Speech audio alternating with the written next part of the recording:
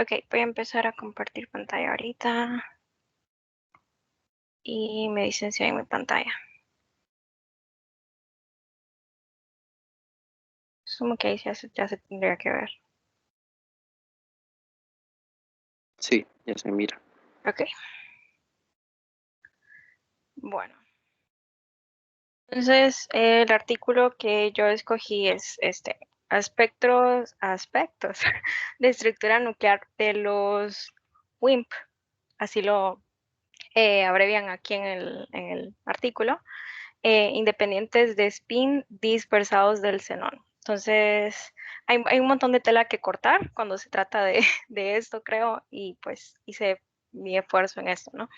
Em, para empezar, em, cabe mencionar que WIMP son partículas masivas débilmente interactivas, em, que fueron postuladas por la hipótesis de la supersimetría. Ya esto ya es como en inglés le dicen top-notch physics, y ya es como de último momento, ¿no? Y es una extensión del modelo estándar que nosotros conocemos. Es de los candidatos más fuertes em, para explicar la materia oscura. Em, hay que mencionar que las WIMPs interactúan con los quarks y esto permite la detección de materia oscura gracias al retroceso inducido por las WIMPs cuando se dispersan fuera del núcleo. También cabe mencionar que esto em, puede generar ambigüedades, porque también se pueden dispersar inelásticamente y esto excita el núcleo, produciendo una señal distinta a la que nosotros estamos buscando en la materia oscura. Aquí el estudio se enfoca en el xenón porque ya se ha utilizado como una herramienta de detección directa en experimentos anteriores y se van a fijar que aquí en el artículo citamos muchos experimentos previos y fuentes anteriores. En este caso, pues utilizamos em, uno de tantos, dos de tantos, mejor dicho, son Xenon y Lux. Y bueno, precisamente por esto, porque el xenón es objeto de detección directa. Entonces encontré esta pequeña infografía aquí que me llamó mucho la atención y me gustó y decidí añadirla. Y es que nosotros nos vamos a enfocar en esta pequeña zona de aquí cuando se trata de toda la materia oscura que existe en el universo, ¿no? Em, nosotros nos enfocamos en las partículas masivas, débilmente interactivas, y esto compone un 27% de la materia oscura en el universo. Pues esto las, las hace ser como un foco de estudio, ¿no? Nosotros aquí como un pequeño preámbulo, yo añadí un poquito de qué va la supersimetría. De nuevo, hay muchas cosas de aquí que pues no sé, no entiendo muy bien, eh, pero pues ahí, ¿no? Em, para empezar, como les había mencionado anteriormente, la supersimetría es una extensión del modelo estándar y ciertas incógnitas o huecos son las que viene a llenar, básicamente. En inglés se le dice fill in the gaps. em, y sí es eso, es rellenar cosas que quedaron o que quedan en el aire porque sabemos que el modelo estándar, desafortunadamente, por muy hermoso que sea, no está completo, no está, le hace falta, ¿no? Am, lo que viene a decirnos la supersimetría es que hay una partícula pareja o una pareja supersimétrica para cada una del tipo de partículas que ya está incluida en el modelo estándar. Esto resolvería el problema de la densidad del bosón de Higgs. Eh, es decir, la forma en la que interactúa, según lo que entendí, el bosón de Higgs, debería de hacerla una partícula muy liviana o por cómo interactúa, pero en realidad no lo es. Entonces, si tuviéramos estas parejas supersimétricas y pudiéramos detectarlas en el LHC, entonces, si la teoría fuera correcta, porque de nuevo solo es una hipótesis hasta este momento, em, eso explicaría este pequeño gran problema, que es una de las cosas que hay que considerar, ¿no? Y pues, como les mencionaba, hay una pareja supersimétrica para cada una de las partículas que nosotros ya conocemos y eh, esto es parte de la supersimetría, o SUSY por corto. Em, Luego de este preámbulo, que solo es la introducción al artículo, empezamos a trabajar pues ya la dispersión del núcleo de las WIMP independientes de spin.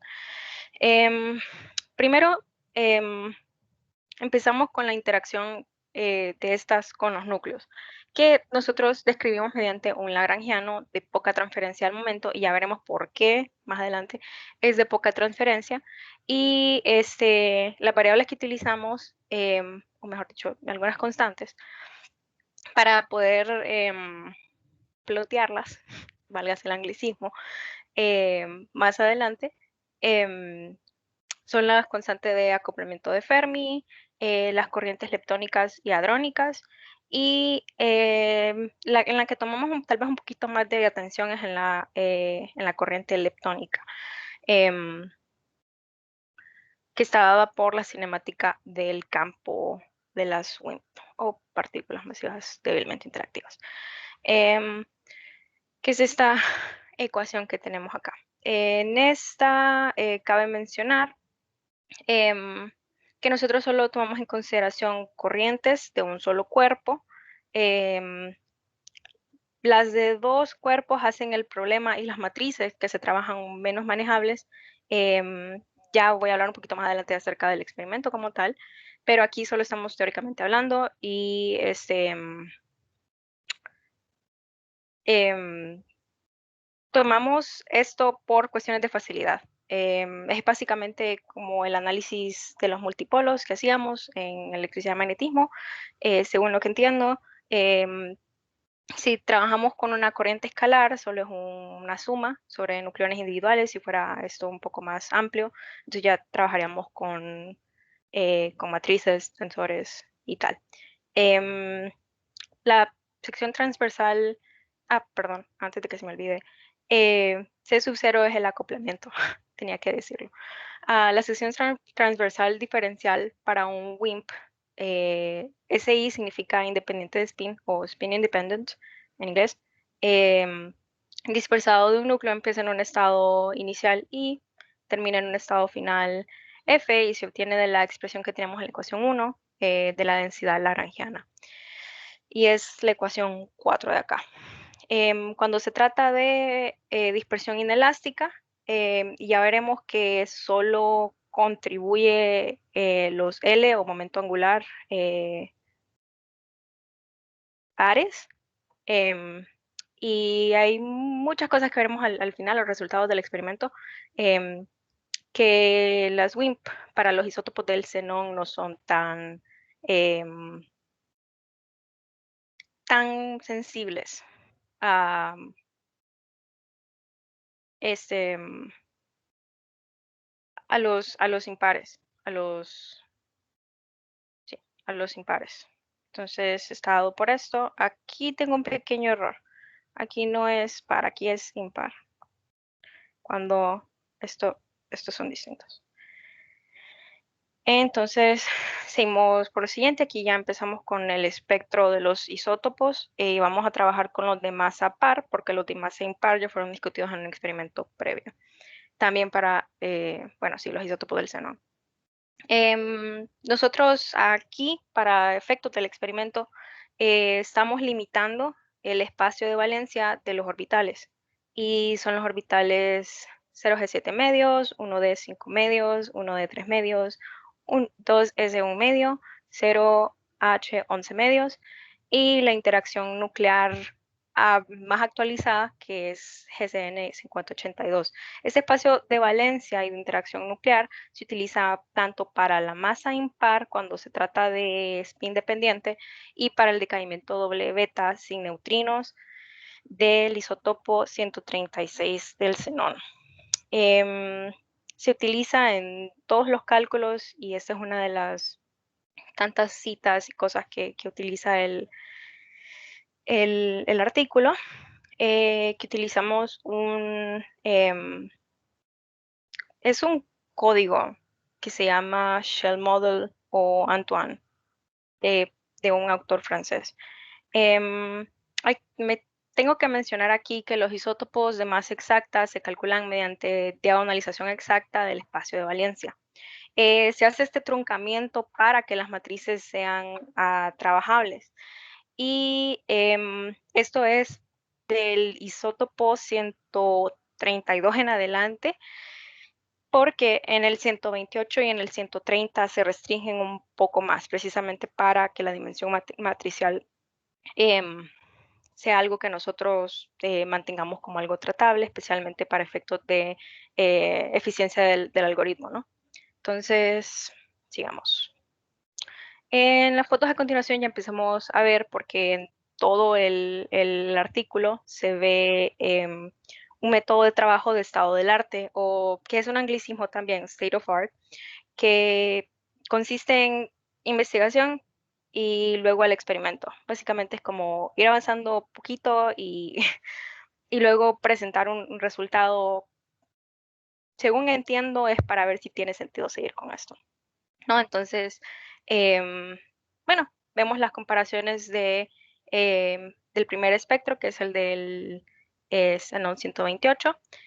Como les mencionaba anteriormente, esto es en un estado de espacio de valencia restringido. Continuamos con el que sigue y aquí vemos los primeros 10 estados ya están dados, previamente calculados. Hay ciertas incongruencias y se le atribuye, especialmente en estos primeros dos, en el 128 y en el 130, porque del 132 en adelante ya trabajamos em, con espacios de valencia menos restringidos. Las restricciones o el truncamiento, mejor dicho, se da en estos primeros dos. Bien, entonces continuamos. Aquí vemos que los resultados son un poquito más acertados, siempre con un estado de valencia más restringido. Los primeros 10 estados también dados y algunos son más congruentes eh, que los demás, pues en la teoría, tanto como en la parte experimental, ¿no? Em, ya nos pasamos al que sigue. El espacio de valencia siempre es restringido, pero el truncamiento ya no se da em, no se da para, o sea, para efectos de la dimensión matricial. Esto es a partir del 132 hasta el 136, si no estoy mal. De nuevo, los resultados son acertados, de pronto hace falta o tienen un poquito en la parte experimental una menor energía de excitación. Y seguimos. Siento que este es el más acertado, o al menos el que a mí más me pareció acertado. Y bueno, esto solo es el espectro. Nosotros continuamos acá. Ahora ya nos metemos a factores estructurales de la dispersión de los WIMP para los isótopos del xenón. Bueno, como les mencionaba anteriormente, hay mucha tela de que cortar cuando se trata de eso. Y aquí ya empiezan el factor estructural es una de las ecuaciones que teníamos más arriba y estas ya se empiezan a plotear como funciones de la variable adimensional, donde Q es la carga, es la transferencia, perdón, del momento y B la longitud del oscilador armónico. El B se define como la raíz cuadrada de H barra sobre M omega. Y M es la masa y omega es la frecuencia del oscilador. Entonces, vemos bien aquí el ajuste que se hace es muy acertado, muy acertado y muy apegado con los resultados experimentales que estábamos buscando. Es decir, los factores estructurales van muy bien aquí para la dispersión del xenón. Hay ciertos isótopos con los que no hay mucha sensibilidad en cuanto a la función esta, hay otros en los que sí. Continuamos y, perdón, aquí ya trabajamos con el factor estructural de los isótopos impares. De nuevo, este es bastante acertado, bastante similar al anterior. Y bueno, seguimos tal cual, ¿no? el factor estructural es bastante acercado al ajuste que se hizo en los cálculos con Antoine. Aquí ya vemos que hay un pequeño salto, ya no hay una intersección, por así decirlo, con este eje de acá. Y hay más energía, más cosas que ver en la gráfica, ¿no? Aquí hay como un pequeño, ¿cómo se dice? Como una pequeña traba. Aquí ya no lo vemos tan fácilmente, especialmente porque el análisis multipolar em, para los isótopos impares es un poquito más sensible que para los isótopos pares. Así vemos, en el isótopo impar anterior es bastante eh, distinto. No hay como una congruencia entre los resultados. Sin embargo, para el isótopo par que le sigue, sí. Y así sucesivamente. Lo mismo para el 134 y para el 136. Bien. Por el acoplamiento angular, solamente los multipolos L igual a 0 contribuyen a los factores estructurales de los isótopos de masa par. Ya cuando hablamos de los isótopos de masa impar, era lo que les mencionaba, hay un poquito más que ver, un poquito más que mencionar, porque hay una incongruencia, porque estos son un poquito más sensibles al cambio o o a lo que aporta cada uno de los multipolos.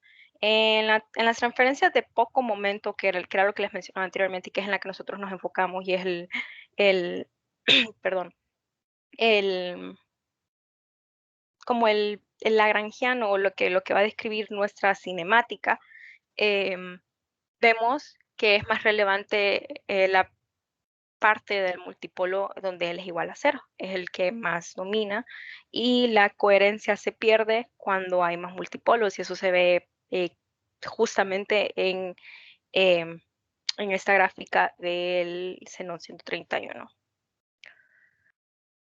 Bien, en la tabla están especificados los coeficientes de los ajustes para poder nosotros reproducir los factores estructurales que fueron calculados en todas las gráficas anteriores. Seguimos. Un momento. Ahora, aquí ya empezamos a comparar con factores de forma Helm y otros cálculos. Con otros cálculos es una referencia que el autor de ese artículo está haciendo a otro autor que ya hizo estos mismos cálculos, pero para restricciones más truncadas que las que nosotros tenemos, especialmente para los primeros isótopos, xenón 128 y el 130, y también con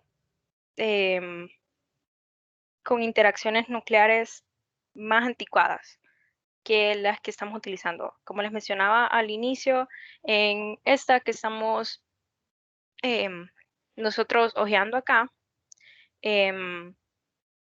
se tiene como el último valor conocido y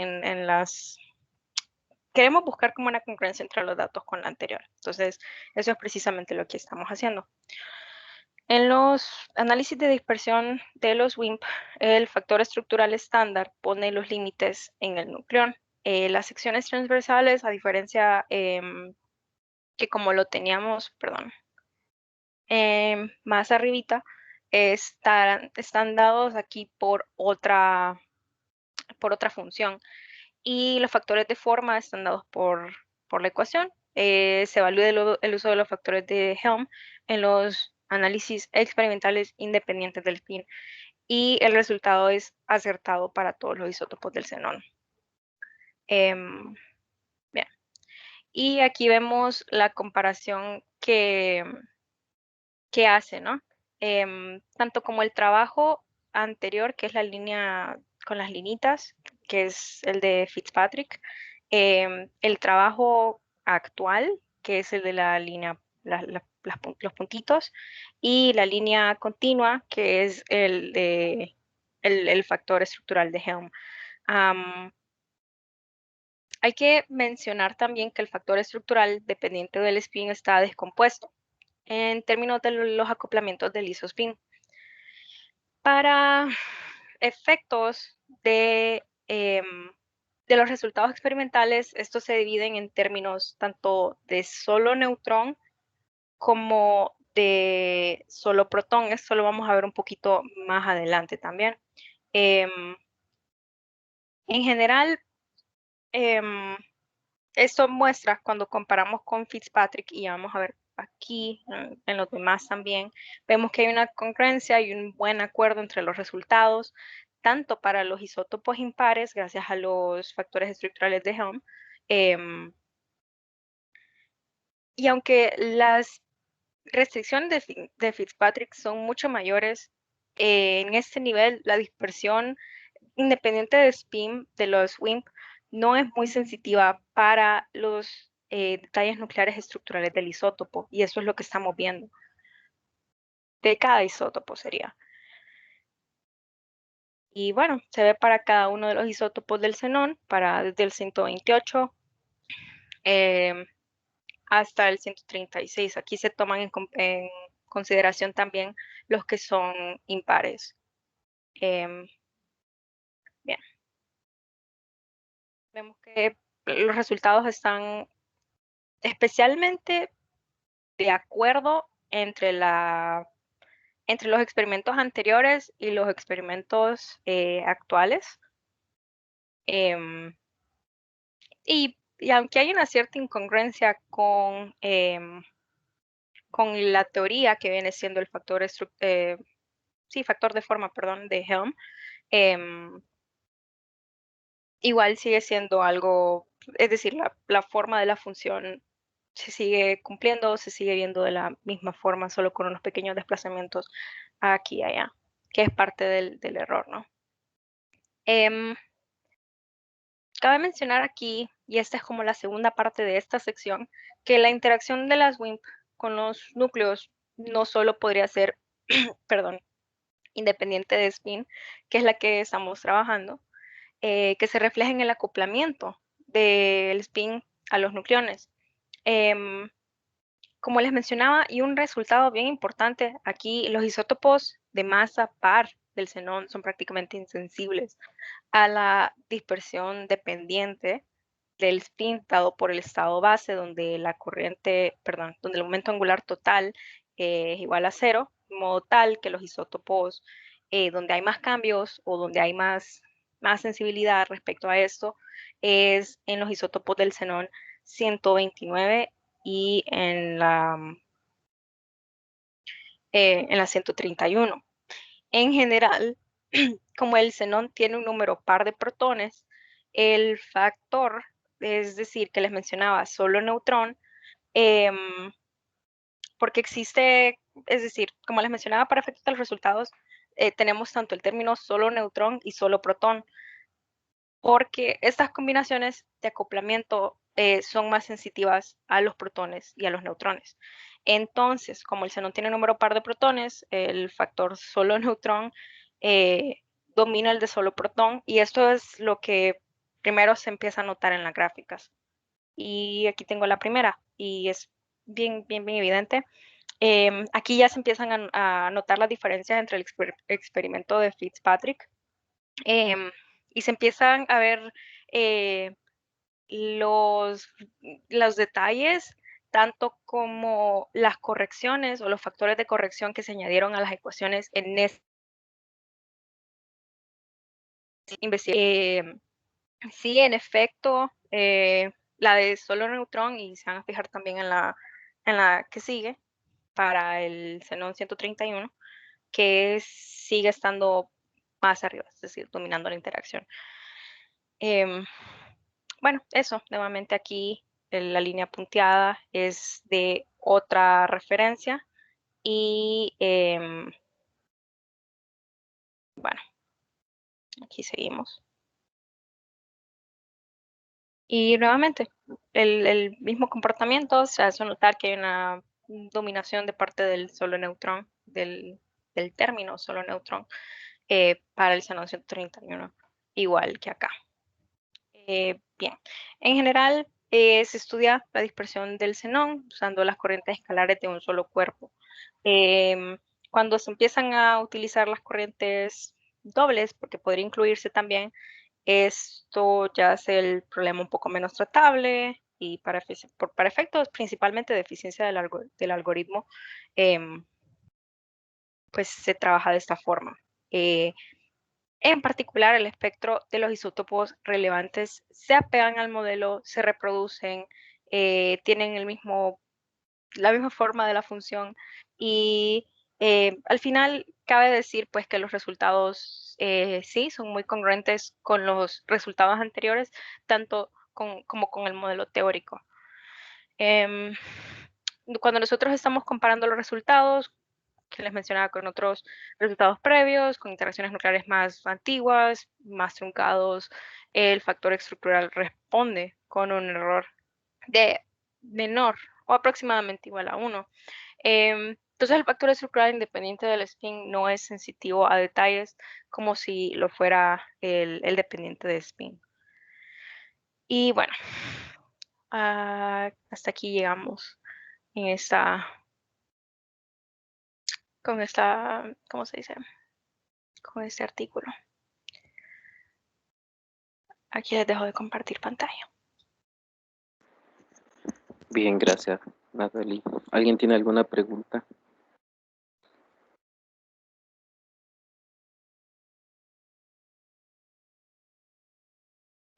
Pues a mí me gustó mucho, la felicito. Em, pues están predominando las mujeres en este curso, ¿verdad? Así que ahí, sin necesidad de aludir a los Gracias. varones, eh, han decidido, ¿verdad?, agarrar artículos fuertes, como Natalie nos menciona, en realidad, pues entender los aspectos de las supersimetrías es entender todo el modelo estándar de partículas y más allá del modelo estándar de partículas. Am, yo tenía una consulta eh, sobre estos procesos de dispersión. No sé si el artículo menciona eh, el por qué no se tienen tan buenos resultados o no se porta muy bien el Xenon 128, o es más bien debido al hecho de que, bueno, la interacción que se está haciendo son con partículas poco sensitivas y eh, en el Xenon 128 se encuentra completamente apareado los neutrones y los protones. ¿Será por ahí o menciona algo el artículo?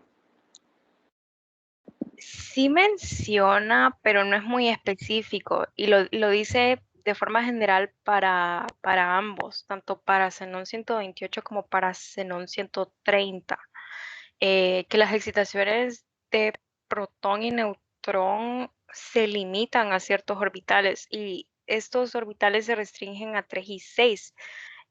No entiendo muy bien el motivo por qué, solo lo dice como para efectos de este estudio, ¿verdad? Porque habla de que queremos mantener la dimensión de la matriz tratable. Yo lo atribuyo a la eficiencia del algoritmo. Estuve echándole un ojo a este trabajo del Shell Model de Antoine, pero no es raro. Sí, Eh, Eso. Entonces, es decir, el espectro es como significativamente más comprimido para el xenón 128 y en general todos los cálculos es como la oveja negra. es que esto es bien interesante porque es que en física nuclear, cuando se intenta describir el modelo, eh, los modelos nucleares, las teorías, hay muchas teorías, ¿verdad?, que parten de diversos criterios. Pues las teorías lo que intentan eh, hacer para verificar digamos que la eficacia del método es intentar pegarle a diferentes aspectos de algo que ya en física nuclear se llaman números mágicos. Lo, lo logró leer por ahí en algún momento que estaba haciendo las investigaciones. Eh, los números mágicos son números bien específicos para una cantidad de nucleones que se encuentran pues conformando un núcleo y el 128 es uno de ellos. Resulta que las teorías, hay muchas teorías que han sido bastante precisas as- eh, con los números cuánticos, con los aspectos, perdón, los números mágicos, aspectos de números mágicos hasta ese número de 128 nucleones. De ahí para allá, eh, las teorías discrepan muchísimo, ¿verdad? O sea, incluso hay algunas en donde no logran para nada pegarle a efectos de este número mágico del 128, entonces se quedan un poquito antes, ¿verdad? Y de ahí para allá discrepan muchísimo. Es una teoría, esto sigue, como lo menciona Natalie, esto sigue siendo eh, tema de estudio en la actualidad, y la idea es esa, pues, se crean las teorías a nivel teórico, pero la teoría hay que predecir los aspectos de estos números mágicos nucleares. Así que es interesante, como lo menciona Natalie, sí, es una oveja negra en el sentido de que mmm, tiene comportamientos bien específicos y no son tan fácilmente modelados. Bueno, aquí también hacen falta este acoplamiento del spin, ¿no? Y, y bueno, no, me deja pensando bastante, ¿verdad? Está bien interesante. La verdad me gustó mucho. Siento que ahora le voy a le voy a pegar a la supersimetría de ahora en adelante. Vaya, está bueno. Excelente, me gusta. Pues yo tengo libros de supersimetría. Fíjense que voy a buscar a ver si tengo alguno y se lo mando. Duele de los padres. Está bien. Gracias. Bueno, bien. A ver.